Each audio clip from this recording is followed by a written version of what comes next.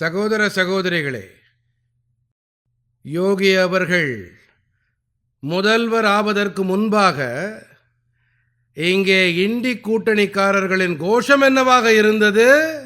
நீங்கள் மறந்திருப்பீர்கள் மக்களே. ஏனென்றால் யோகியாரின் ஆட்சியில் இப்படியெல்லாம் நடப்பதில்லையே. ஆகையால் நீங்கள் மறந்து போயிருப்பீர்கள். நான் உங்களுக்கு நினைவுபடுத்த விரும்புகிறேன். அப்போது கோஷம் என்னவாக இருந்தது?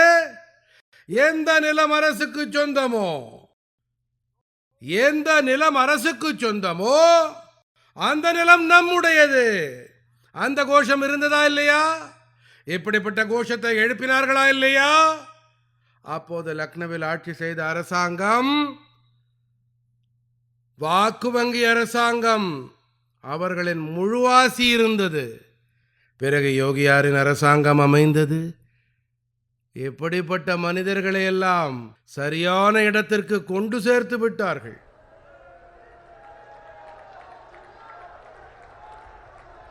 ஆனால் நண்பர்களே, இப்போது காங்கிரஸ் மற்றும் இண்டி கூட்டணிக்காரர்களின் புதிய திட்டம் வெளிவந்திருக்கிறது. இந்த புதிய திட்டம் என்ன தெரியுமா?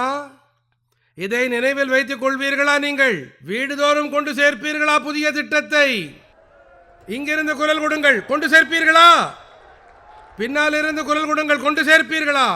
தொலைவில் இருப்பவர்கள் குரல் தாருங்கள், கொண்டு சேர்ப்பீர்களா? இவர்களுடைய புதிய திட்டம் என்ன தெரியுமா? மறந்து போகாதீர்கள், காங்கிரசின் கொள்ளை.